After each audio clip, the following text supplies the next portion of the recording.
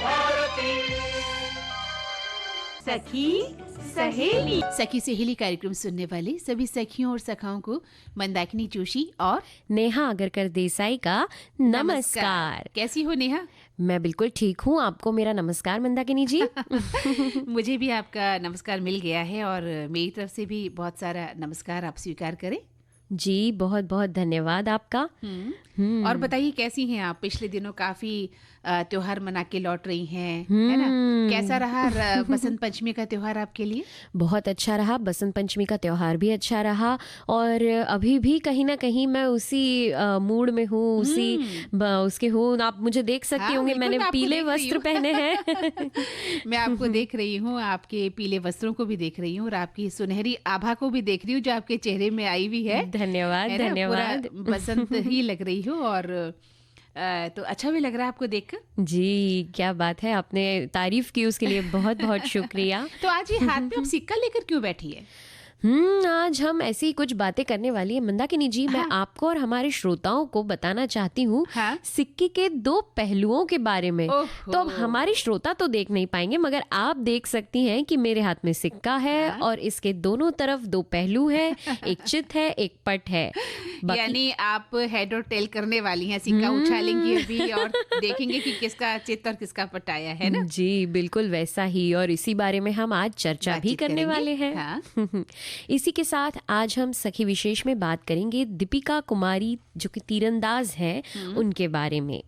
साथ ही बात करेंगे लघु उद्योगों के लिए जरूरी योजना के बारे में। और ये जो योजना है शायद हमारे श्रोता थोड़ा असमंजस में है।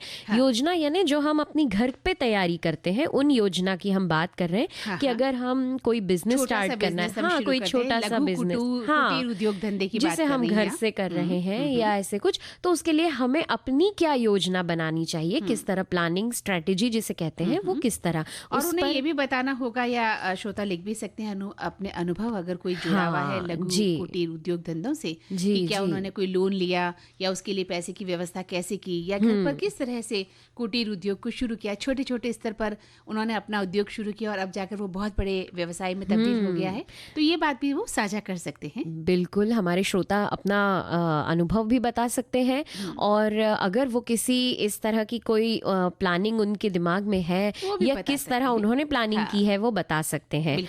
जी तो इन्हीं सब की बात होगी और आखिर में बात होगी व्यंजनों की। बिल्कुल। आज क्या बनाने वाली हैं आप?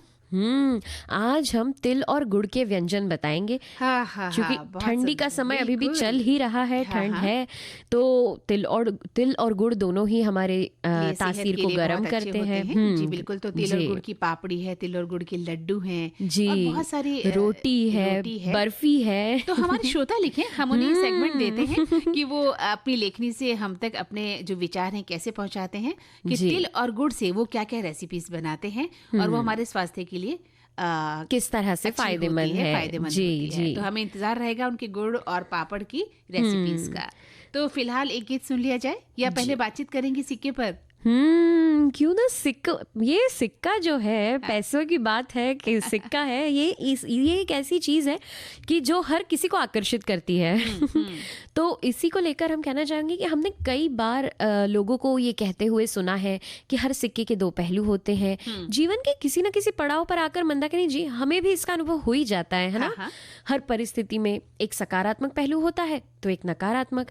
ठीक वैसे ही जैसे सिक्के के दो पहलू होते हैं, ये एक दूसरे से जुड़े तो होते हैं लेकिन एक दूसरे के बिल्कुल विपरीत होते हैं। न चित पट को देख सकता है न पट चित को देख सकता है, लेकिन फिर भी साथ होते हैं। ये भी तो एक बहुत बड़ा सबक मिलता है हमें, फिर भी वो विपरीत ध्रुव हैं लेकिन फिर भी साथ रहते हैं। और नेहा, किसी भी विषय पर निर्णय लेने से पहले हम उस बात के दोनों पहलुओं को ठीक से समझ लेते हैं तो वही समझदारी के अंतर्गत आता है। केवल एक पहलू के आधार पर जब हम निर्णय लेते हैं जिंदगी में तो उसकी पूरी तस्वीर हमें नहीं मिलती है ना? और ऐसे में क्या होता है, हमारे निर्णय पर पछतावा भी हो सकता है, क्वेश्चन मार्क भी लग जाते हैं और कई बार हमारे निर्णय गलत भी हो जाते हैं। तो किसी एक पहलू का अस्तित्व दूसरे के बिना संभव नहीं होता, इसलिए सिक्के के दोनों पहलुओं पर हमें दृष्टिपात करना चाहिए। बिल्कुल सही कहा आपने। जैसे कि सुख और दुख, जब तक हम दुख का सामना नहीं करते करते तब तक जान ही नहीं पाएंगे कि असली सुख की क्या कीमत है। बिल्कुल। जब तक हम अंधेरे भरे रास्तों से नहीं गुजरते हमें पता ही नहीं चलेगा कि उजालों के क्या मायने हैं। बिल्कुल सही कहा आपने। और इसी तरह जैसे हम बात करें जीवन और मृत्यु की, है ना, तो जीवन के बिना मृत्यु कैसे होगी? और अगर मृत्यु ही ना हो तो क्या उस जीवन की कोई वैल्यू होगी? बिल्कुल नहीं ना। तो बस वही कई असफलताओं के बाद क्या होता है कि जो सफलता मिलती है ना, उसकी खुशी बहुत ही अनमोल होती है, बहुत ही अनमोल होती है। और प्यार की बात करें, नफरत की बात करें, धन है, दरिद्रता है, अच्छाई है, बुराई है, पक्ष है, विपक्ष है, मिलना है, बिछड़ना है, रात है, दिन है, ये सिक्के के दो पहलू हैं और ये हमारी जिंदगी में चलते रहते हैं। बिल्कुल। और उतार चढ़ाव जिस तरह जिंदगी में आते हैं उसी तरह ये दोनों पहलू बड़े मायने रखते हैं। अगर हम दोनों को समझ के चलें तो ये हमारे लिए बड़ा अच्छा होगा, फायदे का होगा। क्योंकि इससे क्या होता है, अगर हम सिक्के के दोनों पहलुओं को नजरअंदाज कर देते हैं या एक ही पहलू पर ध्यान रखते हैं तो फिर जिंदगी में हम कहीं ना कहीं हार भी जाते हैं, मात खा जाते हैं, है ना। इसलिए दोनों पहलुओं का हमारे जीवन में बहुत ज्यादा महत्व है। और इससे क्या है कि जीवन की जो वास्तविकताएं हैं उनको समझने में भी मदद मिलती है। जी, कई बार हमें असली नकली या फिर सही गलत इस तरह के निर्णय लेने में असमंजस होता है, समझ में नहीं आता है। लेकिन जब हम किसी भी विषय के दोनों पक्षों को अच्छे से समझते हैं और उनके क्या सकारात्मक और नकारात्मक प्रभाव है उनके बारे में जानते हैं तो फिर हमें निर्णय लेने में भी आसानी हो जाती है। और साथ ही क्या होता है, हमें ये भी पता चल जाता है कि हमने ये मार्ग चुना है, अब इस मार्ग पर आने वाली चुनौतियां क्या क्या हैं। तो अच्छा मार्ग चुन लिया, लेकिन आपको पता होना चाहिए कि चुनौतियों से सामना तो आपको करना ही होगा। तो सिक्के के दोनों पहलू में साथ लेकर आपको चलना होगा ताकि चुनौतियों से आप घबराए नहीं और डट कर उनका मुकाबला करें। तो ऐसी स्थिति में तो जीवन में आने वाली जो चुनौतियां उसका आप सामना करने में आपको मदद मिलती है। आप पहले से तैयार रहते हैं जी। और एक संतुलन भी बना रहता है जीवन में। आप हताश नहीं होते, वापस से मार्ग से लौटते नहीं हैं, है ना, आपके कदम पीछे की ओर नहीं आते हैं, आप बराबर डट कर मुकाबला करते हैं। तो मंदाकिनी जी, पैसे की बात हो रही है, सिक्के के दो पहलुओं की बात हो रही है, तो हमारे श्रोताओं ने भी बड़ी अच्छी अच्छी टिप्पणियां लिखी हैं। हाँ बिल्कुल, पढ़िए ना। एक श्रोता लिखते हैं, सिक्के के दो पहलू का मतलब हर चीज के सकारात्मक और नकारात्मक पहलू होते हैं। जिंदगी की हर परिस्थिति में ये दो पहलू होते ही हैं। आर्थिक, इन्होंने मुहावरे का इस्तेमाल करके भी बताया है कि आर्थिक और राजनीतिक सुधार एक ही सिक्के के दो पहलू हैं। सुख और दुख अलग अलग स्थितियां नहीं बल्कि एक ही सिक्के के दो पहलू हैं। धूप और छाया एक ही सिक्के के दो पहलू हैं। इस मुहावरे का मतलब ये भी है कि किसी निर्णय पर पहुंचने से पहले दोनों पहलुओं को ध्यान में रखना चाहिए। केवल एक पहलू के आधार पर निर्णय लेने से संपूर्ण तस्वीर नहीं मिलती, जैसा कि हम भी हमारे श्रोताओं से अभी कह रहे थे कि जी, बाद में हमें पछताना पड़ता है कि हमने सिक्के के दोनों पहलू नहीं जाने। एक श्रोता का लिखना है कि जैसे सिक्के के दो पहलू होते हैं, हेड और टेल, जिसे हिंदी में हम चित और पट भी कहते हैं। तो इसे यूं समझा जा सकता है कि एक ही स्थिति को या परिस्थिति को देखने या उसे निपटने के अलग अलग तरीके हो सकते हैं। इस प्रकार सुख और दुख सिक्के के दो पहलू हैं। सफलता विफलता, अमीरी गरीबी, रोजगार बेरोजगार। और मजेदार बात यह है कि सिक्के के दोनों पहलू एक दूसरे के बिना अधूरे होते हैं। हम किसी एक बात को सकारात्मक ढंग से भी देखते हैं और नकारात्मक ढंग से भी सोचते हैं, पर हमारी ये सोच पर निर्भर करता है। और एक श्रोता लिखते हैं, सिक्के के दो पहलू सत्य और झूठ। सत्य और झूठ दोनों समाज में मौजूद रहते हैं। हर चीज को तर्क और विवेक के आधार पर समझना जरूरी होता है। कई बार दिल और दिमाग दोनों अलग अलग निर्णय होते हैं, तब काफी कंफ्यूजन होता है कि क्या करें। और वो भी एक परीक्षा की घड़ी है, खासकर जब शादी के लिए कुछ निर्णय करना हो, तब सब युवा युवती को समझ नहीं आता कि क्या करना सही है। बिल्कुल सही कहा। और एक श्रोता लिखते हैं कि बच्चे एक सिक्के को उछालकर हेड एंड टेल खेलते हैं। हमारे क्रिकेटर्स भी यही करते हैं। जिनका पक्ष आ जाता है वो खुश हो जाते हैं, जिनका नहीं आता वो थोड़े मायूस हो जाते हैं। यानी एक पक्ष सुख का, एक पक्ष दुख का। और हर अंधेरी रात के बाद चमकते सूर्य का उदय होता है, ये बात भी हमें ध्यान रखनी चाहिए। तो सुख के बाद दुख है, दुख के बाद सुख है। और अगर सुख ही सुख होगा तो दुख, और खाली दुख ही दुख होगा तो जीवन जीना भी असंभव हो जाता है। तो दुख में भी छोटी छोटी खुशियां छुपी होती हैं और सुख में भी छोटे छोटे दुख छिपे रहते हैं। यही सिक्के के दो पहलू हैं।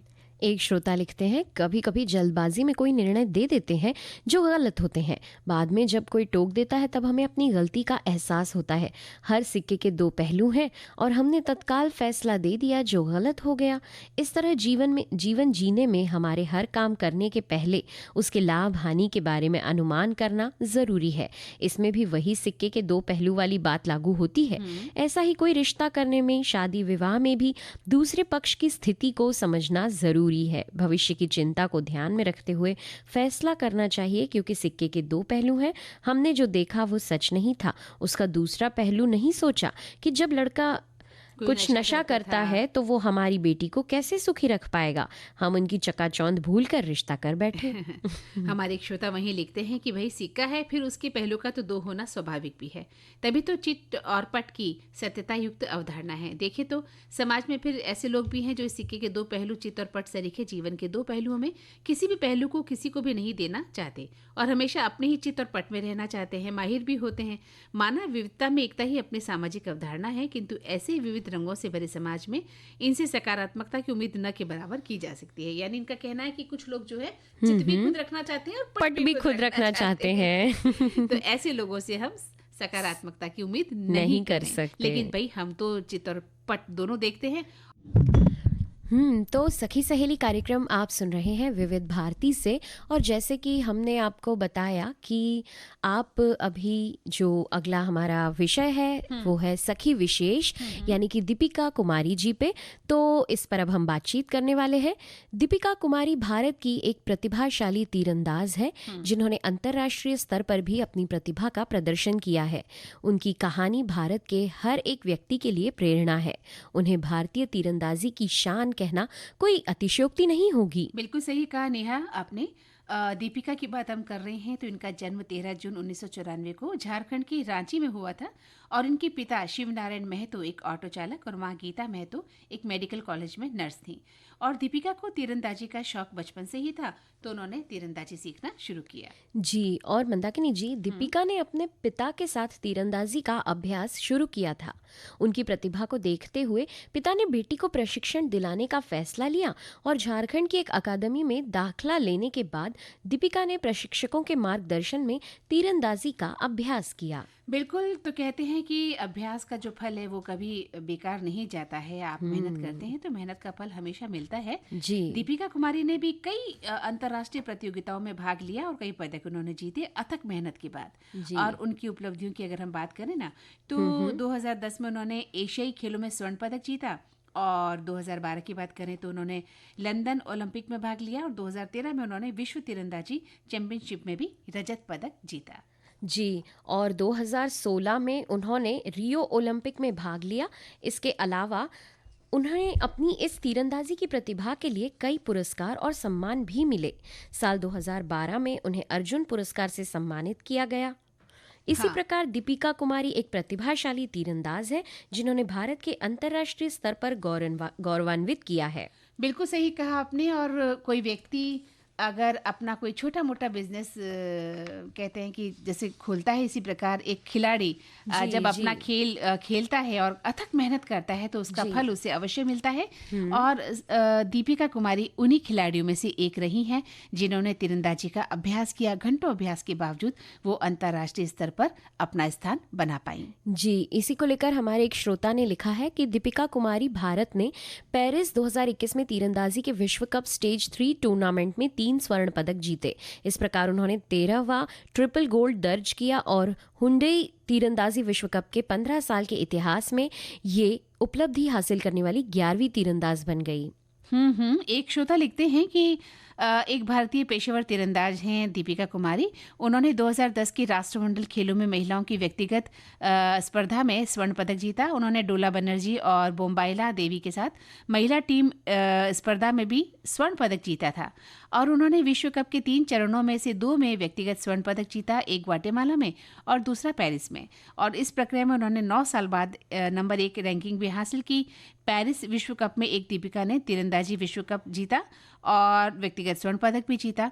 तो उन्होंने पेरिस में स्वर्ण पदक जीतने के लिए फाइनल में मैक्सिको को 5-1 से हराया भी।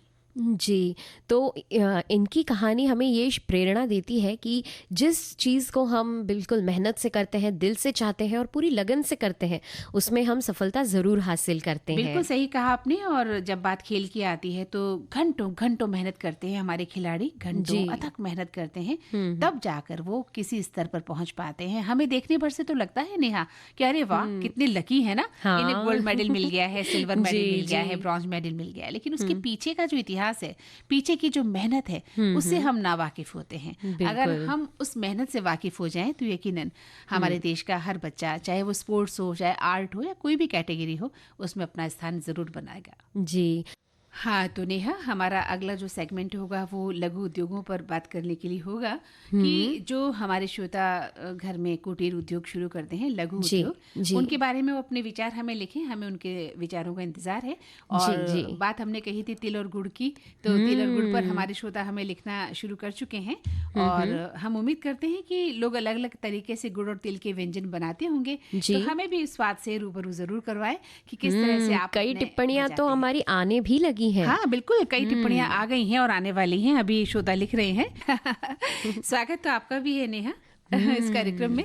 और अब हम आते हैं हमारे अगले सेगमेंट की तरफ जी। लघु उद्योग के लिए क्या क्या जरूरी योजनाएं हैं जो हमें बना लेनी चाहिए। और एक बार हम अपने श्रोताओं को ये बात फिर बता दें कि ये योजनाएं हमारे अपने स्तर पर हैं कि हम कैसी, जिसे हम प्लानिंग कहते हैं आम भाषा में, कि हमें किस तरह प्लानिंग करनी है। ये सरकारी योजनाएं जो हमारे यहाँ चल रही है उन पर नहीं कर रहे हैं। जी, आप अपने स्तर पर जो लघु उद्योग घर में शुरू करते हैं, कुटीर उद्योग शुरू करते हैं, एक छोटा सा उद्योग होता है और वो धीरे धीरे बढ़ता हुआ आपकी मेहनत के परिणाम स्वरूप बहुत बड़े व्यवसाय में तब्दील हो जाता है, या सामान्य रूप से आप अपना जीविकोपार्जन कर लेते हैं उस लघु उद्योग कुटीर धंधों से। उसके बारे में हम आपसे विचार आमंत्रित कर रहे हैं। तो कोई भी व्यक्ति होता है नेहा, अपना कोई छोटा मोटा बिजनेस खोलना चाहता है, फिर चाहे वो उद्योग हो, घर घर में चलाया जाए, या फिर कोई छोटी सी दुकान ही घर में हम खोल भी लेते हैं। कई बार आपने देखा है कि बाहर के कमरे में लोग दुकान खोल लेते हैं, और तो वो जरूरी होता है उसके लिए भी एक सही योजना का होना।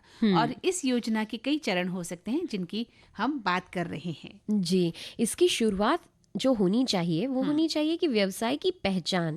पहले तो सबसे पहले ये देखना होगा कि हमें किस तरह का बिजनेस करना है, किस तरह का उद्योग करना है, उस बिजनेस को लेकर हमारा क्या उद्देश्य है उसे समझना होगा और अपने लक्ष्य को निर्धारित करना होगा। किसी भी चीज की शुरुआत करने के लिए पहले उसे समझना जरूरी है कि आप क्या खोलना चाहते हैं, आप क्या बेचना चाहते हैं, क्या आप किस तरह का बिजनेस चला सकते हैं, आपकी रुचि किस बिजनेस में है ना। ये सारी बातें आपको ख्याल में रखनी होगी। इसके अलावा आपको ये देखना होगा कि आप किस तरह की रणनीति तैयार कर सकते हैं, यानी व्यावसायिक योजना बनाएं जिसमें आपके उद्योग की रणनीति शामिल हो। और साथ ही बाजार की समीक्षा देखें कि अपने उत्पाद के लिए बाजार की समीक्षा करें आप कि अपने प्रतिद्वंदी जो बाजार में उसी तरह का जो रोजगार चला रहे हैं उनको जानना भी आपके लिए जरूरी है। मान लीजिए आप घर में एक छोटी सी दुकान खोल रहे हैं किराने की, लेकिन 2 घर छोड़कर कोई किराने की दुकान ऑलरेडी खुली हुई है। तो आपको समझना होगा कि मैं बिल्कुल वैसी ही दुकान खोलने जा रहा हूँ, तो क्या मैं उस दुकान को चलाने में सक्सेस हो पाऊंगा। तो देखिएगा, कई बार अपना विचार बदल भी सकते हैं और कई बार हो सकता है आप व्यवहारिक हो, बहुत अच्छे संबंध हो आपके आसपास, तो आपकी दुकान अपने पड़ोसी मित्र से बेहतर चल सकती है। जी, और इसके अलावा एक चीज होती है कि आप किस तरह की सुविधाएं दे रहे हैं। कभी कभी जिसे हम ऑफर कहते हैं, अगर आपके पास कोई अच्छा सा आइडिया है जिसके द्वारा आप भी मुनाफा कमाएं और अपने ग्राहकों को भी थोड़ा कुछ कम दाम में या ऑफर के साथ दें, तो इस तरह की, जैसे हम सैलून खोलते हैं या ब्यूटी पार्लर खोलते हैं, तो आप इसमें अपनी तरफ से ऑफर दे सकती हैं बहनों को, है ना, एक के साथ एक फ्री, इस तरह का, या आप अपनी थोड़ी सी रेट कम कर सकती हैं। तो ये भी एक बिजनेस की ट्रिक है जिसमें आप लोगों को सहूलियत दे सकती हैं। आप जिस तरह का सैलून खोल रहे हैं वहाँ साफ सुथरापन हो, भरपूर लाइट हो, जो आपका कस्टमर आए उसे बैठने में आनंद की अनुभूति हो, सेफ महसूस करे वो अपने आप को, साफ सुथरा अगर आप उन्हें माहौल देते हैं तो लोग आपकी तरफ ज्यादा आएंगे। जी, और इसी के साथ है परियोजना की समीक्षा, यानी कि प्रोजेक्ट बिजनेस के लिए आवश्यक साधन, यानी कि किन चीज़ों की हमें ज़रूरत होगी, उनकी लागत कितनी होगी और संभावित लाभ कितना होगा। ये सब देखना भी ज़रूरी है कि कहीं हम उतनी लागत, जितनी लागत हम लगा रहे हैं उतना मुनाफा हमें मिल पाएगा या नहीं, या फिर हम जरूरत से ज्यादा लागत तो नहीं लगा रहे, या फिर लाभ कम तो नहीं हो रहा। बिल्कुल सही कहा। जो लाभ हानि है वो तो व्यवसाय में देखना ही पड़ेगा ना आपको। अगर आपने खाली हानि भुगती, आपको उसका नुकसान ही हुआ, तो फिर आप क्या कमाएंगे। तो लाभ और हानि का ही खेल है व्यवसाय तो। और आपको ये देखनी है कि आपकी लागत कितनी लगी है और उसके संभावित जो परिणाम है वो क्या आने वाले हैं। ये सारी कैलकुलेशन करके ही आप किसी रोजगार को, किसी लघु उद्योग को घर में खोल सकते हैं, उसकी योजना बना सकते हैं। लेकिन हाँ, जोखिम आते हैं। कई बार क्या होता है, हम शुरू में करते हैं तो आपको लगता है कि ये लागत नहीं निकल पा रही है, जो खर्चा हमने किया था उससे भी कम हम कर पा रहे हैं इकट्ठा। तो थोड़ा सा सब्र भी रखना होता है कि बिजनेस को जमने में, लोगों पर विश्वास कायम करने में, अपने उत्पाद को बेचने में थोड़ा सा टाइम भी लग जाता है। और ये भी देखना होगा कि जो खतरे हमारे सामने आ रहे हैं, उनके लिए हमारे पास कोई उपाय है या नहीं। क्या खतरे आ सकते हैं, किस तरह की चुनौतियां हमारे उद्योग में आ सकती हैं, और जब वो चुनौतियां आए तो उनका इंतजार ना करें, पहले से उनके लिए एक तैयार रहे। अपना कभी भी कुछ परेशानी आ सकती है किसी भी तरह की, और आपको उसके लिए तैयार रहना होगा, है ना। और इसके साथ ही जैसे आपके पास जो है आवश्यक दस्तावेज होने चाहिए कि क्या क्या आप किस तरह से खोल सकते हैं। पहले तो परमिशन कैसे लेनी है आपको, और क्या लाइसेंस बनाना है, स्पेशल कोई परमिशन लेने की जरूरत है, वो जानकारी आपको होनी चाहिए। आप कोई जगह लेकर कहीं रेडी खोल रहे हैं, छोटी सी दुकान खोल रहे हैं सड़क पर, तो वहां पर भी आपको परमिशन लेनी जरूरी है। तो ये सारी जानकारियां भी आपको, कानूनी जो जानकारियां भी आपके पास होनी चाहिए, उसके बाद ही आप अपना कोई व्यवसाय शुरू करें। तो हम लघु उद्योगों की बात कर रहे थे मंदाकिनी जी। बिल्कुल। तो अब यहाँ तक तो हमने बात कर ली कि किस तरह हमें परमिशन लेनी होगी, क्या क्या दस्तावेज लगेंगे, उसके लिए आवश्यक दस्तावेज तैयार भी हम कर सकते हैं। जी, अब जब ये सब हो जाए तो बात आती है सेटअप करने की, यानी कि आपके उद्योग के लिए किस तरह के सेटअप की जरूरत है वो पता करना होगा। जैसे ये हर किसी के लिए अपने उद्योग के हिसाब से अलग अलग हो सकती है। जैसे कोई, किसी को ऑफिस की यानी कि कार्यालय की ज़रूरत हो सकती है, तो ऐसे में आपको एक हो सकता है किराए पर कोई रूम लेना पड़े या इस तरह, या फिर अगर आपका काम कंप्यूटर पर है तो आपको इक्विपमेंट यानी कि उपकरण, सभी तरह के, अगर उस उपकरण में लगने वाली चीज़ें जैसे सॉफ्टवेयर हो गया, इस तरह की चीज़ें, अगर आपका जिस तरह का काम है उस तरह की चीज़ के लिए आपको किन किन चीज़ों की और साधनों की ज़रूरत होगी, उन सब की क्या लागत आ रही है, और ये सारे हमें कहाँ से मिल सकेंगे। इस तरह से इन सब चीज़ों को जमा करके हमें तैयार करना होता है अपना सेटअप। बिल्कुल सही कहा, क्योंकि आप पूरी तैयारी के साथ जब उतरेंगे मैदान में तो वो उद्योग या वो व्यवसाय ज़्यादा सफल होगा। तो सेटअप की बात भी आपने सही कही। साथ ही जैसे आप कोई भी बिजनेस खोल रही हैं जिसमें आपको 4 या 6 महिलाएं चाहिए, पुरुष चाहिए या स्टाफ चाहिए, तो उनके लिए भी ऐसे स्टाफ की आपको कोशिश रहेगी कि वो प्रशिक्षित हो, है ना, या उनको प्रशिक्षण दिया जाए, देना पड़े, ताकि वो आपका काम सुचारू ढंग से कर पाए। तो वो भी आपको देखना है कि आप जिनको भर्ती कर रहे हैं, जिनको आप उसमें चांस दे रहे हैं या जॉब पर लगा रहे हैं या अपने साथ शामिल करना चाहते हैं, तो वो कितना प्रशिक्षित है और आपके व्यवसाय को किन अर्थों में वो संभाल सकता है, ये बात भी आपको जाननी होगी। और विपणन रणनीति भी बनानी पड़ती है आपको, यानी जो आप उत्पाद या सेवा की जो ब्रांडिंग या मार्केटिंग है वो कैसे करनी है, ये सबसे बड़ी बात है। नेहा, आजकल क्या होता है कि आपके पास बहुत गुण है, आप बहुत गुणों की खान है, लेकिन आपकी मार्केटिंग नहीं हुई तो उसका कोई मतलब नहीं है। इसी पे से एक किस्सा याद आता है मंदाकिनी जी। एक बार हम अपने शहर में अपनी सड़क के सामने से गुजर रहे थे, कहीं जा रहे थे स्टेशन या कहीं, तो एक दुकान पर लिखा हुआ था दुकान चालू है। अब पहले मैंने सोचा कि ये ऐसा क्यों पूछा जा रहा, ऐसा क्यों लिखा है, दिख रहा है दुकान चालू है, फिर क्यों लिखा है। पर वो इसलिए कि जब कभी गलती से भी अगर किसी दिन दुकान बंद है तो लोग ये ना समझे कि ये दुकान बंद पड़ गई है। तो वही है कि आप जो भी उद्योग कर रहे हैं, लोगों को ये बताना जरूरी है कि आपकी दुकान चालू है। आप उसको चला रहे हैं या आपका जो काम है वो पूरे जोरों शोरों से चल रहा है। अगर आपने सुस्ती दिखाई और कहीं आप सोते नजर आए, कई बार होता है ना, कुछ दुकानें कई दिन बंद मिलती हैं हमको, तो फिर हम उधर का रुख करना छोड़ देते हैं। अरे वो दुकान तो हर दिन बंद ही रहती है, भले ही हो सकता है उसके पास काम की अधिकता हो या वो कोई कारण हो, लेकिन हमारी जो मानसिकता है जो कस्टमर की, वो तुरंत बदल जाती है और उसकी बजाय हम हम भले ही थोड़ा दूर जाना पड़े, हम उस दुकान की तरफ चल पड़ते हैं जो दुकान हमें हमेशा खुली मिलती है और उसमें हर सामान मिल जाता है जी। तो ये मार्केटिंग है, आपको मार्केटिंग करनी आनी चाहिए और उसके लिए आप सोशल मीडिया की मदद ले सकते हैं और ग्राहकों को आप ज़्यादा से ज़्यादा संबंध बनाएं, जान पहचान बनाएं, व्यवहारिक रहें कि किस तरह से आप अपने कस्टमर को खुश रख सकते हैं। और ये देखना भी बेहद ज़रूरी है कि हमारी मार्केटिंग का प्लेटफॉर्म क्या होना चाहिए, मतलब आपकी टारगेट ऑडियंस क्या है, आपको किसे अपना प्रोडक्ट बेचना है, तो आपको उसी अनुसार, जैसे हम कई बार टेलीविज़न पर देखते हैं कि जो प्रोडक्ट बच्चों के लिए बनाए जाते हैं उनमें ऐसे बच्चों वाली जिंगल्स, पोयम इनका इस्तेमाल किया जाता है, जो वृद्ध लोगों के लिए बनाए जाते हैं उनमें उस तरह की चीज़ें। तो ये देखना भी ज़रूरी है कि आपकी टारगेट ऑडियंस कौन है और वो किस प्लेटफॉर्म को यूज़ करती है, वहाँ आपको अपना एडवर्टाइजमेंट करना होगा चाहिए। और इसके अलावा एक बात और है कि आपको सस्ती लोकप्रियता हासिल नहीं करनी है। सबसे बड़ी बात, कई बार क्या होता है कि हम अपने आप को या अपने उत्पाद को बेचने के चक्कर में सस्ती चीजें बना देते हैं, सस्ते तरीके से बात का प्रचार प्रसार करते हैं, वो भी बहुत गलत है और समाज में एक गलत संदेश जाता है इसके जरिए। तो ज्यादा से ज्यादा कमा लें, कम समय में बहुत ज्यादा हम अर्न कर लें, है ना, ये जो लालच होता है ना, ये हमें खराब कर देता है और आने वाला समय फिर किसी उस व्यवसाय को फलने फूलने नहीं देता है। तो बहुत धैर्य का काम है, किसी भी उद्योग को चलाना मामूली बात नहीं है ना जी। तो आप किसी सरकारी नौकरी में है तो आपको पता है कि मुझे महीने के अंत में पगार मिल जाएगी, लेकिन वहां आपको पता नहीं होता कि कब कितनी रकम आपके पास आएगी। तो उसके लिए धैर्य, विश्वास और सभ्यता से अपने व्यवसाय को चलाइए। कोई भी हल्कापन आपकी बातों में, आपके व्यवसाय में, आपके प्रचार प्रसार में नहीं होना चाहिए। और इसके साथ मंदाकिनी जी, मूल्यांकन करना भी उतना ही जरूरी हुआ ना। बिल्कुल, क्योंकि आप जो रणनीति बना रहे हैं वो कितनी कारगर है, या आप जो प्रचार प्रसार अपना कर रहे हैं क्या वो कारगर हो रहा है, कर्मचारियों का भी समय समय पर प्रशिक्षण, साथ ही लागत क्या लग रही है, लाभ कितना आ रहा है, ग्राहक संतुष्ट है या नहीं, ये बात, इन सब चीज़ों का मूल्यांकन होते रहना चाहिए।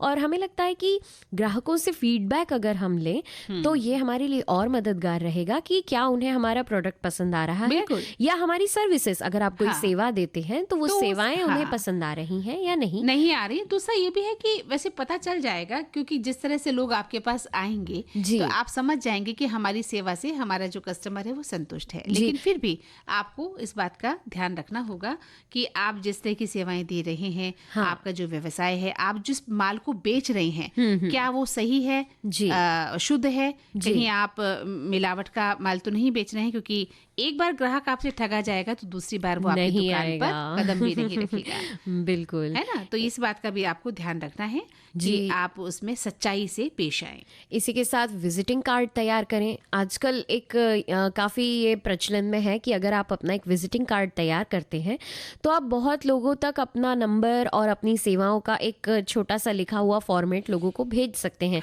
जिससे समय समय पर आपका विज्ञापन भी होते रहता है उसके द्वारा, और लोगों के पास आपका कॉन्टैक्ट नंबर भी आ जाता है, जिससे वो आपसे संपर्क साध सकते हैं जब चाहे।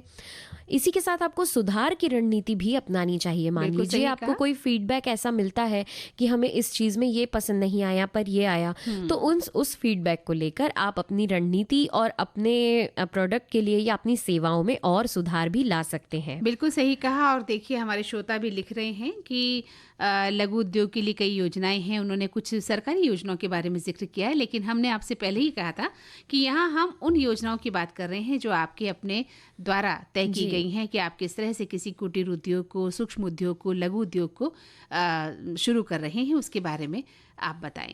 एक श्रोता लिख रहे हैं कि लघु उद्योग के लिए बहुत सी योजनाएं ज़रूरी हैं। भाई, युक्ति से ही तो योजना को अपने सकारात्मक पहलू पर लाया जा सकता है। फिर लघु उद्योग तो छोटे छोटे लोग ही अपनाकर अपने को उद्यमशील बनाए रख सकते हैं। ऐसे में सबसे ज़्यादा आवश्यकता है उद्योग के प्रकार का चयन और फिर उसके लिए पूंजी की ज़रूरत। यदि आप स्वयं उद्योग कर रहे हैं तो एकाकी, अन्यथा सहयोग में औरों को लेकर चल रहे हैं तो ये सहकारिता में गिना जाता है। इन सबके निर्णय के पश्चात ही कार्य में अग्रसर होना चाहिए। फिर इसके लिए तरह तरह की सरकारी योजनाओं से भी लाभान्वित हुआ जा सकता है। और यहाँ महिलाओं के समूह में भी ऋण मिला करता है। जी, एक श्रोता लिखते हैं, लघु उद्योगों के माध्यम से देश की सभ्यता एवं संस्कृति सुरक्षित रहती है। अधिकांशतः लघु उद्योगों द्वारा कलात्मक एवं परंपरागत वस्तुओं का निर्माण किया जाता है और अधिकांशतः ये उद्योग श्रम प्रधान तकनीक पर आधारित होते हैं, जिससे उद्योगों में पारस्परिक सद्भावना, सहकारिता, समानता एवं भ्रातृत्व की भावना को बल मिलता है। बेनेहा, इस समय तो नेकी का काम ये है कि आप मुझे तिल और गुड़ के लड्डू खिला दें।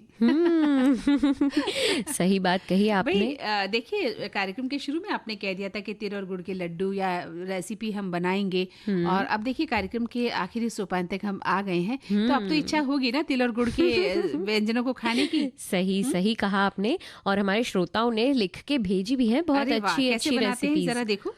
हमारे श्रोता लिखते हैं कि एक कटोरी में सीके हुए तिल दरदरा पीस लें, एक कटोरी गुड़, एक चम्मच घी, चुटकी भर सोडा। अब विधि क्या रहेगी? तिल को भूनकर दरदरा कर लें। एक कटोरी में गुड़ लें, कढ़ाई में डालकर मध्यम आंच पर पिघलने तक चलाते रहें। जब अच्छे से गुड़ पिघल जाए तब इसमें एक चुटकी खाने वाला सोडा और एक चम्मच घी डालकर अच्छे से मिलाएं। अब इसमें तिल्ली डाल दें और कुनकुना होने पर लड्डू बना लें। तिल्ली खाने से कई फायदे होते हैं। तिल में कैल्शियम, मैग्नीशियम जैसे कई लवण पाए जाते हैं। तिल में एंटीऑक्सीडेंट भी भरपूर मात्रा में होते हैं।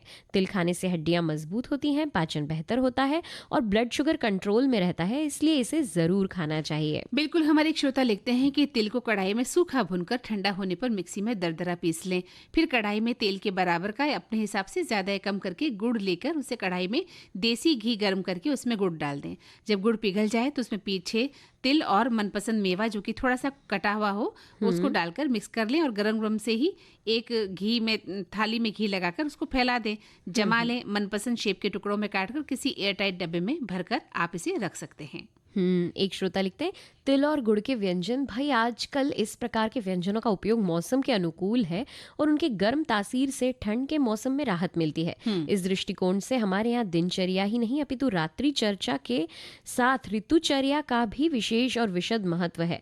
स्वस्थ वृत्त में इनके वर्णन है। स्वस्थ रहने तो इनके अनुपालन में रहते रहना चाहिए और एक को अपेक्षित है। फिर इस मौसम में नया गुड़ बाजार में उपलब्ध होता है और सफेद सा काले तिल के लड्डू, तिलवा, गजक, रेवड़ी आदि भी लाभदायक। बिल्कुल। एक श्रोता लिखते हैं कि हालांकि मकर संक्रांति समाप्त हो गई है, फिर भी तिल और गुड़ की जब बात चली है तो मुंह में पानी आ जाना लाजिमी है। पिछले ही दिनों तिल और गुड़ के मिश्रण से तिलकुट घर में बनाया गया था, जो अब समाप्त हो गया है। आपका बहुत बहुत धन्यवाद जो आपने याद दिलाया। भाई हमें तो आपने खिलाया ही नहीं, आपने बना के खा भी लिया। और अभी थोड़ी ठंड बाकी है, आप फिर से भी बना सकते हैं। और क्या, मकर संक्रांति का क्या है, आप हमें खिलाएंगे, हम मकर संक्रांति को फिर से याद कर लेंगे। एक हमारे साथी लिखते हैं, तिल को सेककर अलग निकाल लेते हैं, साथ ही थोड़े से ड्राई फ्रूट्स और गोंद भी तल कर अलग रख लेते हैं। फिर अलग कढ़ाई में घी डालकर उसमें गुड़ डालकर पिघला लेते हैं। सिके हुए तिल को मिक्सी में हल्का दरदरा पीस कर पिघले हुए गुड़ में पिसे हुए तिल एवं सभी ड्राई फ्रूट्स और गोंद डालकर सभी को मिलाकर हाथों में घी लगाकर तिल के मिश्रण को गोल गोल करके लड्डू बांध लेते हैं। भाई ये तो इन्होंने सही कहा कि हाथों में तेल या घी जरूर लगा लें ताकि आपके हाथों में चिकटे नहीं, ज्यादा चिपचिप ना हो, तो उसमें लड्डुओं का शेप भी अच्छा आएगा। और एक श्रोता लिखते हैं कि तिल और गुड़ दोनों की तासीर गर्म होती है, जो सर्दी जुकाम से बचाए रखने में भी मददगार होते हैं। इससे शरीर को ऊर्जा मिलती है। सर्दियों में तिल और गुड़ से बहुत सारी चीज़ें बनाई जाती हैं, जिसमें चिक्की है, लड्डू है, गजक है। गुड़ और तिल के व्यंजन, गुड़ के लड्डू, तिल के लड्डू, गुड़ की दुखी भी बनती है। साथ में हमारे यहाँ कहीं देखा था कि मसाला अच्छा भी बनाए जाते हैं। गुरमीत, कई तरह की शॉप्स के नाम इन्होंने लिखे हैं, वहाँ पर ये भी बनाया जाता है। जी। एक साथी लिखते हैं, चावल के आटे में या गेहूं के आटे में बना सकते हैं। सर्दियों में चावल के आटे में ही बनाए जाते हैं। तिल को सूखा भून लें, दरदरा पीस लें, गुड़ को बारीक घीस कर मिला दें। गर्म पानी के साथ चावल का आटा तैयार करें। अब तिल गुड़ के भरावन को चावल के आटे की कटोरी नुमा लोई में भरकर इसे गोल या चटपटा कर भाप में पका लें। आप गेहूं के आटे में आप इसके पराठे भी सेक सकते हैं। इसे तिल और गुड़ का पिट्टा कहा जाता है। अच्छा, अरे वाह, क्या बात है। एक श्रोता लिखते हैं कि तिल और गुड़ दोनों की तासीर गर्म होती है और दोनों में ही कई प्रकार के पोषक तत्व और औषधि गुण होते हैं, जो न सिर्फ सर्दियों में शरीर को प्राकृतिक रूप से गर्म रखते हैं, बल्कि शरीर को कई रोगों से बचाने में मदद करते हैं। तिल और गुड़ के साथ सेवन से लाभ भी होता है और इनका सेवन ना सिर्फ सेहत और सौंदर्य को बढ़ाता है, साथ ही शरीर के मेटाबॉलिज्म को भी बेहतर करता है, जिससे ना सिर्फ सर्दी, खांसी, फ्लू जैसे मौसमी संक्रमणों के प्रभाव से हमें बचाव होता है, बल्कि कई गंभीर बीमारियों से भी हमें उसकी मतलब कम हम बच पाते हैं उन बीमारियों से। तो नेहा, कार्यक्रम अब हमें यहीं समेटना होगा, क्योंकि जो समय है वो इजाजत नहीं दे रहा है कि हम इस गीत को आगे तक बढ़ाएं। जी जी, अब हम अपने श्रोताओं से इजाजत लेते हैं। तो सखी सहेली कार्यक्रम संपन्न करने की नेहा अगरकर देसाई और मंदाकिनी जोशी को दें इजाजत। नमस्कार।